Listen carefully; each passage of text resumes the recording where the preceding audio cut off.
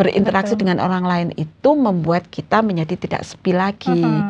Kan Tuhan Yesus sendiri ini loh yang katakan, aku akan menyertai engkau selamanya. Berarti selamanya itu nggak ada batasnya. Betul.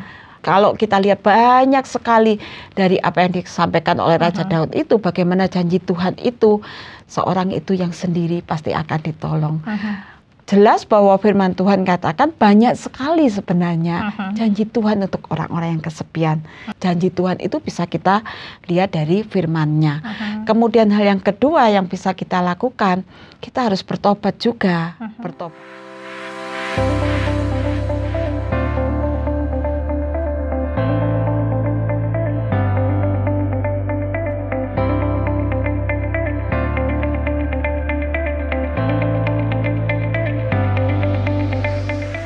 Halo sahabat YTWR, salam jumpa kembali dengan saya Anna Tedens dalam acara Bincang Kita, bercakap bersama mencari makna. Hal-hal yang akan kita perbincangkan hari ini mungkin pernah kita alami, tapi mungkin kita juga bingung apa penyebabnya, bagaimana solusinya. Nah, ikuti perbincangan kami karena saya sudah ditemani Ibu Eti Rahmawati. Ya Ibu Eti, selamat datang lagi. Terima kasih Mbak An. Iya, kita bincang-bincang lagi, kita bercakap-cakap lagi. Nah, pertanyaan pertama saya, Ibu Eti pernah merasa kesepian nggak? Kadang terjadi, saya bisa merasa kesepian gitu ya. Khususnya ketika saya berada di tengah-tengah lingkungan. Kalau saya di lingkungan yang saya tidak sesuai dengan keinginan saya. Jadi saya terpaksa harus di sana, tetapi sebenarnya saya enggak sesuai dengan mereka gitu. Jadi saya kok jadi merasa sendiri gitu, karena mayoritas mereka mungkin sama, tetapi saya mungkin yang berbeda gitu ya. Jadi apa namanya, ini waktu eksternal ya, jadi dari luar yang memang membuat saya menjadi rasa sepi gitu.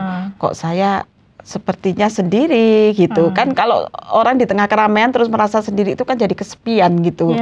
Ini beda dengan orang yang memang faktanya kesepian, misalnya dia tinggal sendiri di rumah. Nah, ini beda ya. Nah, kenapa ya, kira-kira kenapa orang bisa merasa kesepian?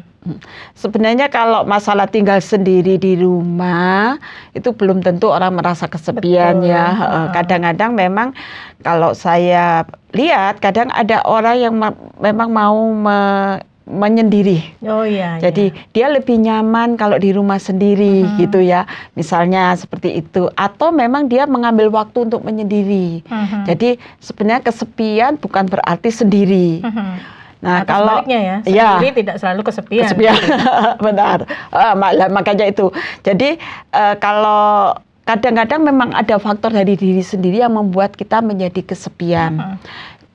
Yang terutama biasanya karena kita tidak bisa berinteraksi dengan orang lain. Sulit ya. Bukan sepenuhnya tidak bisa. Kadang-kadang sulit berinteraksi dengan orang lain, itu membuat orang menjadi kesepian.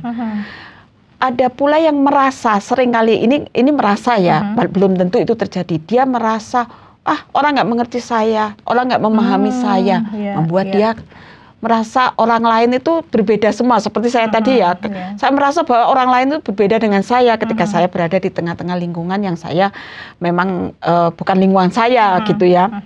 Kemudian ada pula orang yang merasa kesepian, bukan merasa kesepian, yang kesepian karena adanya perubahan. Ya, kalau ada perubahan, misalnya seorang istri ditinggal meninggal suaminya, dia jadi merasa sepi karena selama ini selalu kemana-mana, misalnya berdua, atau sebaliknya ya, seorang suami yang ditinggal istrinya, atau seorang anak ditinggal ayahnya atau ibunya yang selama ini selalu dekat dengan dia. Kadang membuat dia merasa kesepian gitu. Bahkan ada juga perubahan tadi bisa jadi orang yang pindah tempat. Kan dia belum, karena di lingkungan baru dia belum bisa beradaptasi, otomatis dia merasa sepi karena dia harus memulai sesuatu lagi, berusaha lagi untuk mengenal orang di sekitarnya gitu ya.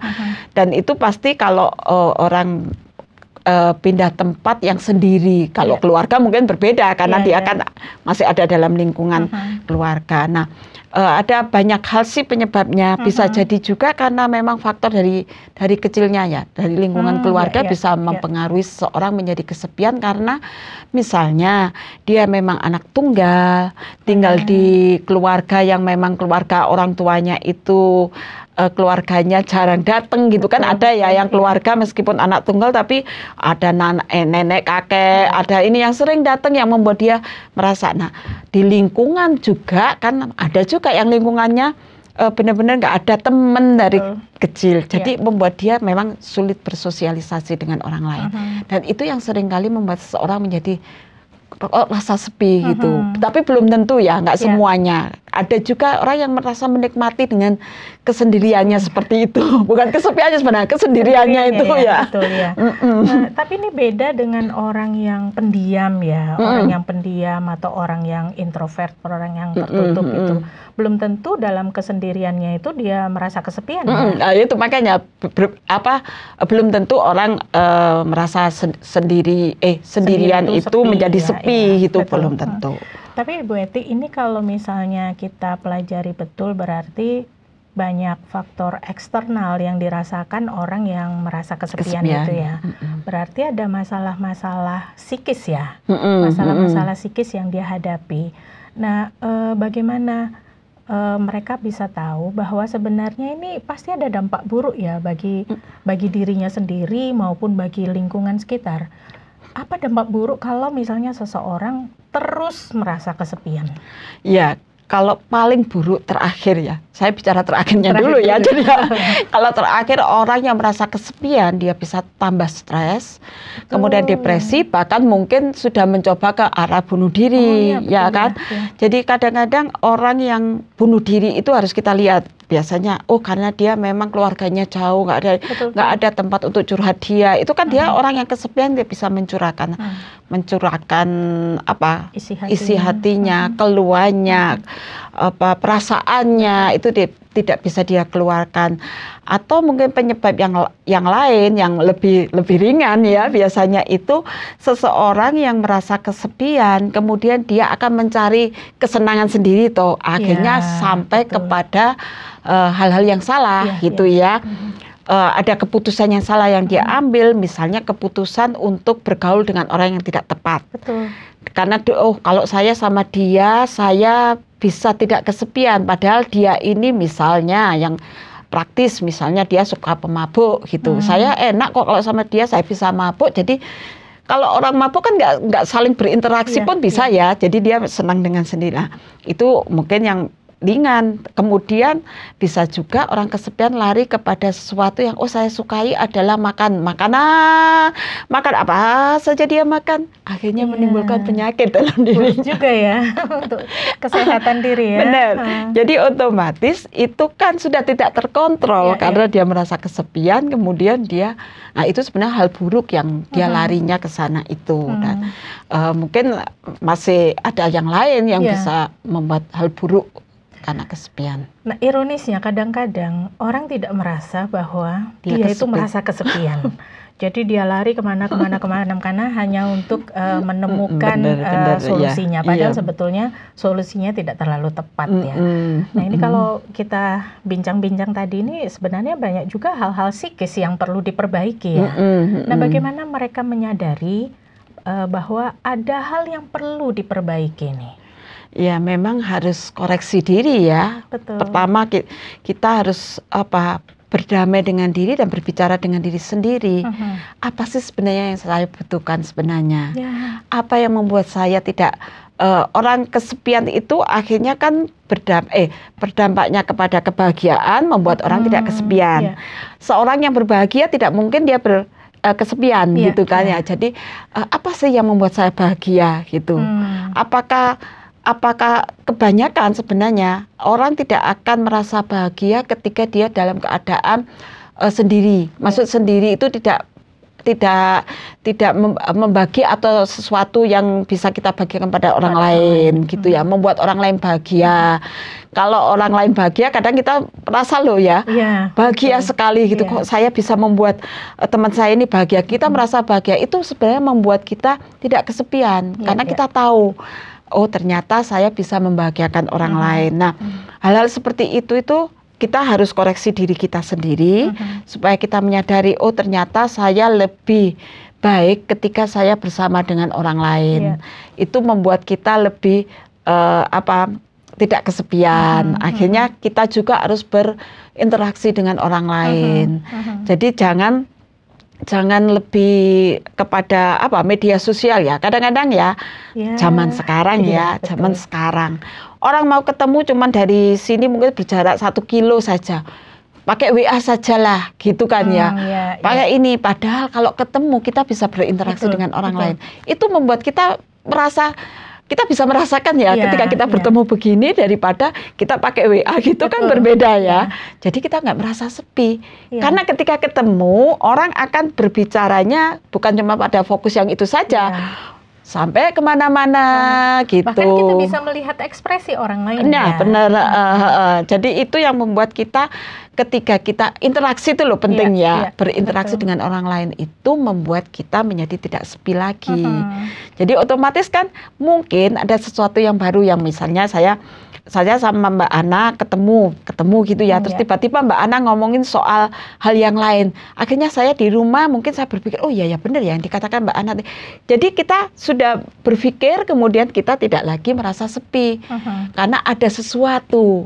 Misalnya terus, ada sesuatu ya tadi di Mbak Ana gini. Nah, saya carilah, saya kasih tahu Mbak Ana. Kan membuat interaksi. Jadi orang berinteraksi dengan orang lain itu membuat orang tidak kesepian. Jadi kalau bisa sih dikurangi gitu ya media sosialnya yang hanya lewat media sosial. Lebih baik bertemu gitu. Kecuali kalau yang jauh, jauh sekali gitu membuat kita tidak bisa bertemu. Nah itu mungkin harus kita sadari supaya kita tidak merasa kesepian. Secara psikologi kan akhirnya kita berinteraksi dengan orang lain, membuat kita. Nah itu tadi itu memang harus bisa menyehatkan juga. Iya. Akhirnya kan kita nggak sibuk dengan diri kita sendiri yang akhirnya menimbul. Kalau orang yang sibuk dengan diri sendiri biasanya akhirnya menimbun penyakit ya. Betul. Karena nggak ada tempat untuk mencurahkannya gitu. Nah sebenarnya kalau misalnya kita bicara tentang kesepian, tentang relasi, sebenarnya banyak hal yang harus dibenahi. Antara lain relasi kita dengan sesama. Nah, sebenarnya apa yang Tuhan janjikan untuk orang-orang yang merasa kesepian ini? Sebenarnya kalau kita lihat di dalam Tuhan pernah menjanjikan begitu banyak begitu banyak kalau kita dalam Alkitab kita lihat ayat firman Tuhan itu begitu banyak yang Tuhan janjikan tentang orang-orang yang merasa kesepian. Ketika Tuhan Yesus sendiri pernah katakan ketika dia ada di dunia ini, dia katakan ketika dia mau pergi, kemudian dia katakan bahwa aku akan memberi Bapakku di surga akan menyiapkan penolong yang akan menolong engkau. Artinya berarti memang Tuhan tidak pernah membiarkan umatnya itu sendirian. Ada janji Tuhan ketika Tuhan pergi. Pada kala itu ketika Tuhan kembali ke surga, Tuhan Yesus kembali ke surga, itu ada penolong. Ketika orang merasa sendiri, ada penolong. Nah, penolongnya itu bisa melalui Roh Kudus kan dalam apa yang disampaikan. Dan dalam ayat-ayat dalam firman Tuhan kita bisa lihat juga Tuhan katakan bahwa aku akan menyertai engkau selamanya. Kan Tuhan Yesus sendiri ini loh yang katakan, aku akan menyertai engkau selamanya. Berarti selamanya itu nggak ada batasnya. Betul. Artinya bahwa selamanya aku akan menyertai engkau. Kemudian kalau kita lihat janji-janji Tuhan yang disampaikan oleh Raja Daud, kita lihat bahwa Daud pernah katakan ketika ayahku dan ibuku meninggalkan aku, engkau tetap bersamaku, engkau menopang aku. Kalau kita lihat banyak sekali dari apa yang disampaikan oleh Raja Daud itu, bagaimana janji Tuhan itu, seorang itu yang sendiri pasti akan ditolong. Orang yang patah hati akan disembuhkan berarti orang patah hati itu pasti menjadi kesepian gitu apa ditinggal meninggal atau apa kan seorang istri, seorang suami yang ditinggal suami atau istrinya pasti dia akan rasa patah hati gitu Nah jelas bahwa firman Tuhan katakan banyak sekali sebenarnya janji Tuhan untuk orang-orang yang kesepian. Jadi jangan khawatir, pasti ada janji-janji Tuhan yang bisa kita lihat di dalam Alkitab, bahwa banyak janji Tuhan kepada orang-orang yang merasa kesepian tadi ya. Nah, secara praktis, kalau kita merasa kesepian, apalagi merasa kesepian di tengah keramaian, dan kita sudah tahu ada janji Tuhan untuk kita, secara praktis apa yang harus kita lakukan untuk menanggapi, menerima, atau mensyukuri janji Tuhan itu? Nah, itu yang harus kita lakukan. Memang kita harus datang kepada Dia. Bagaimana kita datang kepada Dia itu pasti melalui doa dan membaca firman Tuhan. Kalau saya mau bicara tentang Sakeus ya, Sakeus itu kan orang yang dibenci oleh banyak orang gara-gara dia pemungut cukai, suka menindas. Otomatis nggak ada orang yang mau berteman dengan dia. Dia tidak sendiri, dia merasa sendiri. Tapi ketika Tuhan Yesus hadir di kotanya, dia berusaha untuk melihat. Sampai dia berusaha naik pohon supaya dia sebenarnya hanya ingin melihat. Nah, ini satu contoh yang sangat baik buat orang-orang yang merasa kesepian tadi ya. Jadi dia harus datang kepada Tuhan. Itu sangat penting. Datang pasti kalau kita datang kepada Tuhan melalui apa? Melalui doa, melalui baca firman Tuhan, gitu ya. Dari situ kita tahu janji Tuhan tadi ya, yang Mbak Ana katakan tadi. Jadi janji Tuhan itu bisa kita lihat dari firman-Nya. Kemudian hal yang kedua yang bisa kita lakukan, kita harus bertobat juga. Bertobatnya seperti Sakeus tadi saya katakan bahwa ketika dia bertemu dengan Tuhan, kemudian dia katakan, aku akan menjual separuh dari hartaku, kemudian aku bagikan kepada orang-orang yang pernah aku tindas, akan ku kembalikan. Artinya bahwa ketika itu seseorang menyadari ternyata dia kemarin itu salah, kan? Jadi saya harus bertobat. Sama dengan kita, kalau kita memang merasa kesepian, apa sih yang salah dengan diri kita? Nah, kita coba mengoreksi. Apa karena saya ini terlalu sombong? Apakah karena saya ini melakukan hal yang tidak baik, gitu, sehingga teman-teman semua menjauhi saya, sehingga saya menjadi kesepian? Itu harus bertobat. Jadi harus kita tinggalkan itu untuk menjadi kita bertobat. Nah, hal-hal seperti ini yang memang harus kita lakukan. Kemudian juga kita harus mengenal Dia dengan benar, Tuhan itu, dan kita meyakininya. Dengan iman kita pasti yakin bahwa Tuhan akan menghilangkan kesepian kita, gitu ya. Dan kita bisa berinteraksi dengan orang lain, berhubungan dengan orang lain. Terima kasih banyak Ibu Eti. Ini satu pelajaran yang penting, pelajaran yang bermakna juga, bahwa ketika kita merasa kesepian di antara keramaian, banyak hal yang harus kita benahi. Benar. Kita akan bertemu lagi di kesempatan mendatang ya, Bu Eti akan bicara lagi. Baik. Iya, sahabat YTWR, sampai di sini jumpa kita dalam acara Bincang Kita, bercakap bersama mencari makna. Semoga perbincangan hari ini mendatangkan berkat untuk Anda. Sampai jumpa. Terima kasih Anda sudah mengikuti program kami. Jika Anda diberkati, jangan lupa like, komen, dan share supaya Anda tidak ketinggalan setiap program terbaru kami. Jangan lupa juga untuk subscribe channelnya dan nyalakan loncengnya. Jika Anda ingin mendukung pelayanan kami, bisa melalui rekening kami berikut ini atau menghubungi kami di sini.